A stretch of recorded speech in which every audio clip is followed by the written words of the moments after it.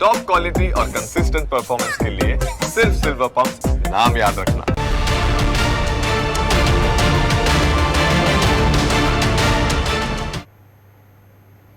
ખેડૂતોની ચિંતા વધારતી આગાહી સામે આવી છે। હજી મે મહિનામાં પણ માવઠું આવશે। હવામાનને લઈને અંબાલાલ પટેલની આગાહી। આજે દક્ષિણ ગુજરાત ઉપર માવઠાનું સંકટ છે અને આગાહી કરી છે અંબાલાલ પટેલે। આપણી સાથે અંબાલાલ પટેલ સીધા જોડાઈ ચૂક્યા છે અને તેમની સાથે જ આપણે આ મુદ્દા પર વાત કરીશું અને જે આગાહી તેમણે કરી છે। અંબાલાલ પટેલનું કહેવું છે કે જે પ્રકારે આ માર્ચ મહિનો જોવા મળ્યો છે, માવઠું જોવા મળ્યું છે, આવી જ આગાહી, આવા જ કમોસમી વરસાદની આગાહી અંબાલાલ પટેલે મે મહિના માટે પણ કરી છે। ત્યારે શું કહી રહ્યા છે, કેવા પ્રકારનો માહોલ જોવા મળશે, ખેડૂતોને કેટલી નુકસાની વેઠવવી પડશે, તેમની પાસેથી જ જાણીશું। અંબાલાલ કાકા, સ્વાગત છે આપનું। આભાર આપનો હિતવી ન્યૂઝ કેપિટલમાં। બિલકુલ અંબાલાલજી, જે રીતની આપની આગાહી છે, અત્યારે જે માવઠાની આગાહી વ્યક્ત કરી હતી કે 18 થી લઈને 21 તારીખ સુધી જે માવઠું રહેશે, કમોસમી વરસાદ રહેશે, એ જ પ્રકારનો માહોલ જોવા મળી રહ્યો છે। ખેડૂતોના પાકમાં જીવાત પડી રહી છે, પાક બગડવાની ભીતિ તેઓને સેવાઈ રહી છે। આપ જણાવી રહ્યા છો કે મે મહિનામાં પણ આવી જ એક સિસ્ટમ સક્રિય થઈ રહી છે। શું છે આખી ઘટના? હવે લગભગ આ વખતે તો જે પવન સમુદ્રના ઉત્તેજનના લીધે પવન ફૂંકાવો જોઈએ એના બદલે ભૂભાગમાં પવન ફૂંકાયો છે, જેના કારણે આંબાવાળિયા પાકનો તો શોધ મળી ગયો છે। ઘઉં અને ચણાના પાકને પણ નુકસાન થવામાં હશે। પરંતુ બીજી વાત કરીએ તો આ પવનના કારણે અરવલ્લીના કેટલાક ભાગોમાં એવા વાવડ મળ્યા છે કે જે તારના વાયરો ખેતરમાંથી જતા હોય ઇલેક્ટ્રિસિટીના, એને શોર્ટ સર્કિટ થતાં એની અસર પણ પાક ઉપર થવામાં હતી, એવા વાવડ મળ્યા છે। એટલે જ્યાં આવું ભારે આંધી વંટોળનું પ્રમાણ વધે ત્યાં ક્યાંક ને ક્યાંક હરકતો આવી જતી હોય છે। પરંતુ હવે ધીરે ધીરે આજે આજથી જ આકાશ ઘણા ભાગોમાં ચોખ્ખું થવા લાગશે। દક્ષિણ ગુજરાતના કોઈ ભાગમાં ક્યાંક વરસાદ થવાની શક્યતા રહેશે બંગાળ ઉપસાગરના ભેજના કારણે। પરંતુ આ વખતે જે જેટ ધારા થોડીક એના ઉચ્ચ દાબના કારણે અસર થતાં દક્ષિણીય દેશના ઉત્તરીય પર્વતીય પ્રદેશોથી લઈને ઉત્તર પૂર્વ ભારતના ભાગમાં પશ્ચિમ વિક્ષોભ શિફ્ટ થતા અને બંગાળ ઉપસાગરનો ભેજ પણ આવતા અને અરબ સાગરનો ભેજ સડસડાટ પશ્ચિમ વિક્ષોભમાં મળતા આ સ્થિતિમાં કેટલાક ભાગમાં વરસાદ ઓછો થવો જોઈએ, એના બદલે જ્યાં સાનુકૂળ હવામાન મળ્યું ત્યાં વરસાદ વધુ થવામાં હતો। એટલે વરસાદે પણ ખેડૂતના માથે સંકટ મોટું ઊભું કર્યું। અને જોકે ઘણા ભાગમાં વરસાદ છે ઘણો ઓછો થયો છે, પણ ગાજવીજનું પ્રમાણ ઘણા ભાગમાં હતું, કોઈ ભાગમાં કાળા પડ્યા એવા પણ વાવડ મળ્યા છે। હજુ પણ લગભગ એપ્રિલ માસમાં પણ એક કમોસમી વરસાદની શક્યતા છે। તારીખ 25 થી 28 માર્ચમાં પશ્ચિમ વિક્ષોભ આવશે, જેના કારણે ગુજરાતનું હવામાન પલટાઈ શકે। એપ્રિલની શરૂઆતમાં વાદળ આવવાની શક્યતા રહેશે અને લગભગ 10 એપ્રિલથી 20 એપ્રિલ અને એની આસપાસના દિવસોમાં પણ ગુજરાતના કેટલાક ભાગમાં પ્રી મોન્સૂન એક્ટિવિટીનો વરસાદ થઈ શકે। હવે મે મહિનામાં માવઠું ના કહી શકાય, હવે પ્રી મોન્સૂન એક્ટિવિટીની શરૂઆત કહી શકાય। અને 11 થી 20 મેમાં પણ આંધી વંટોળ સાથે લગભગ પ્રી મોન્સૂન એક્ટિવિટીનો વરસાદ આવશે અને મે માસમાં અરબ સાગરની કાળી આંધી પણ ચડી આવવાની શક્યતા રહેશે। 17 મેથી દરિયામાં બંગાળ ઉપસાગરમાં અસર થશે અને 20મી એપ્રિલથી 8મી જૂન વચ્ચે બંગાળ ઉપસાગરમાં સખ્ત વાવાઝોડા ફૂંકાશે, જેની અસર જેનો ભેજ ગુજરાતમાં આવવાની શક્યતા રહેશે। અને લગભગ તે પૂર્વે જોયું હતો એપ્રિલના મે માસમાં પણ આ વખતે જો આવું ના આવું રહ્યા કરે અને એપ્રિલ માસમાં દેશના ઉત્તરીય પર્વતીય પ્રદેશોમાં ભારે વરસાદ થાય તો તેની સીધી અસર ચોમાસા ઉપર પણ થતી હોય છે। ચૈત્ર માસ ટપવો જોઈએ, તેના બદલે ચૈત્ર માસ જે છે એ આ વખતે વાદળવાયુવાળો અને ઠંડક રહ્યો। આ ઠંડક જે છે એ આગામી ચોમાસા માટે સારી ગણી શકાય નહીં। સામાન્ય રીતે મહત્તમ તાપમાન 36-38 ડિગ્રી સેલ્સિયસ હમણાં રહેવાની શક્યતા રહેશે।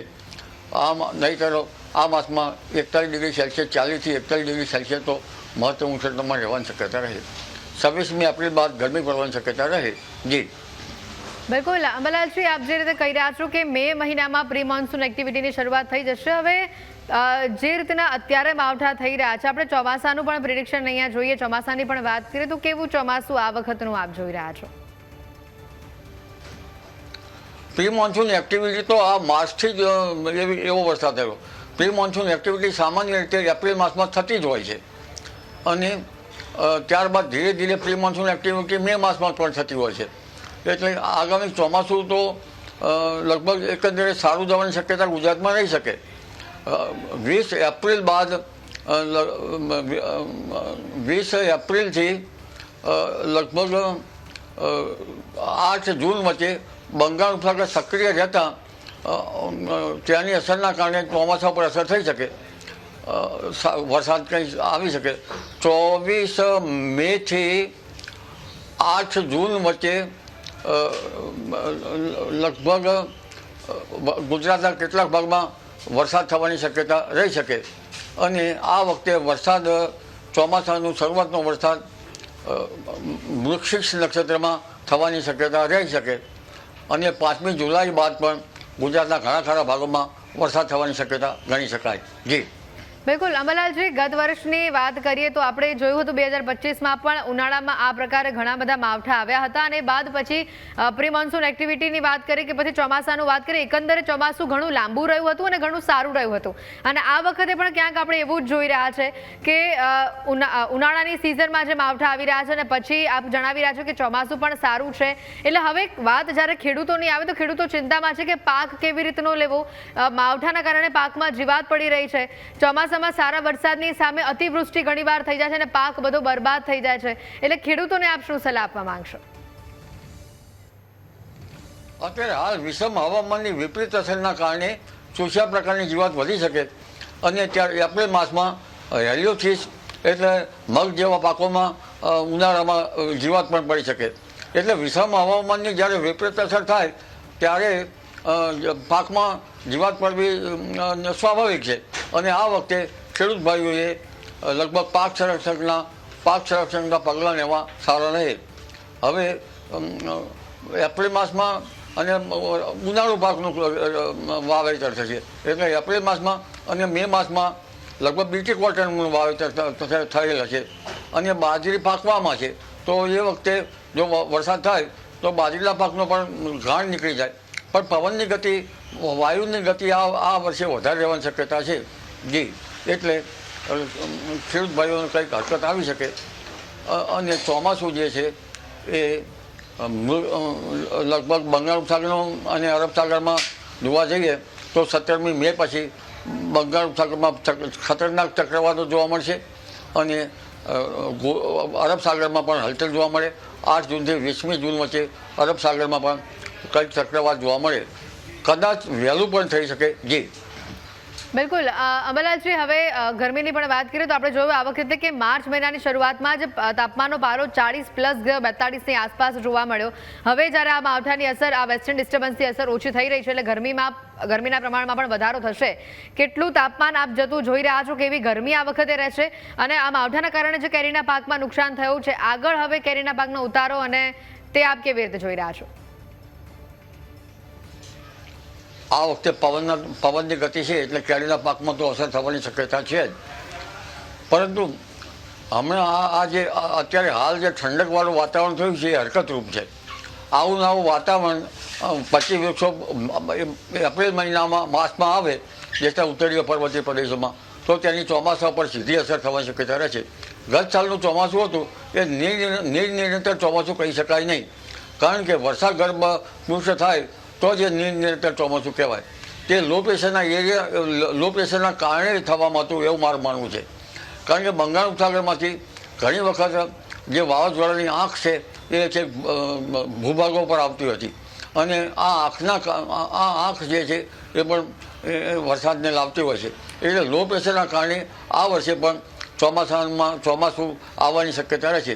એક પછી એક લો પ્રેશર બનશે જેના કારણે ગુજરાતનું ચોમાસું સારું આવવાની શક્યતા રહે છે. આમાં ચોમાસાના જે લો પ્રેશર હોય છે એ જુદી વાત છે અને ગરમીના કારણે જે લો પ્રેશર બને છે તે પણ અલગ વાત છે. એટલે ગરમી અને સમુદ્રમાં ઉત્પીડનના કારણે લો પ્રેશર બનશે, જેના કારણે દેશ સહિત ગુજરાતના ભાગમાં વરસાદ આવવાની શક્યતા રહે. ગુજરાતના ભાગમાં વરસાદ એકંદરે સારો આવવાની શક્યતા રહે, જોકે ખંડીય વૃષ્ટિ રહેવાની શક્યતા પણ છે. જી અંબાલાલજી, આ વખતે અલ્નીનોની કે લાનીનોની કઈ અસર જોઈ રહ્યા છો? આ વખતે ઇવેલ્યુએટેડ અલ્નીનોની અસર ઓગસ્ટ માસના પાછલા દિવસોમાંથી થવાની શક્યતા રહેશે. એટલે અલ્નીનોની અસર હોવા છતાં જો યુનિયન ઓસર ડાયપોલ હિન્દ મહાસાગરનું હવામાન સાનુકૂળ રહે, અરબ સાગરનું હવામાન સાનુકૂળ રહે તો પણ ચોમાસું સારું રહે. ભલે અલ્નીનો હોય પણ શક્યતા અલ્નીનોની ઓગસ્ટ બાદ છે એવી વૈજ્ઞાનિકોની ધારણા છે. કારણ કે નીનો 3.4 વિસ્તારમાં પેરુ ખાતે લગભગ આ હલચલ જોવા મળતી હોય છે. જી બિલકુલ અંબાલાલજી, આભાર ન્યૂઝ કેપિટલ સાથે જોડાવા બદલ. આગળ વાત કરીએ તો જેતપુરના મેવાસામાં કમોસમી વરસાદે ખેડૂતોને પાયમાલ કરી નાખ્યા છે. ભારે પવન સાથે ખાબકેલા વરસાદથી ખેડૂતોનો તૈયાર પાક જમીનદોસ્ત થયો છે. મેવાસા ગામમાં અંદાજે 25 વીઘા જમીનમાં વાવેલો ઘઉંનો પાક કે જેનો નાશ પામ્યો છે. 3 મહિનાની કાળી મજૂરી બાદ જ્યારે પાક લણવાની તૈયારી હતી ત્યારે જ કુદરતે કહેર વરસાવી દીધો. ઘઉંના છોડ જમીન સાથે ચોંટી જવાથી પાક સડી જવાની ભીતિ છે. જગતનો તાત ચિંતામાં ગરકાવ થયો છે અને હવે પોતાના પરિવાર માટે પણ અનાજ વેચાતું લેવાની નોબત આવી છે. સરકાર તાત્કાલિક ધોરણે ખેતીવાડી વિભાગની ટીમો મોકલી નુકસાનીનો સર્વે કરે અને અસરગ્રસ્ત ખેડૂતોને આર્થિક સહાય ચૂકવે તેવી માંગ ઉઠી છે.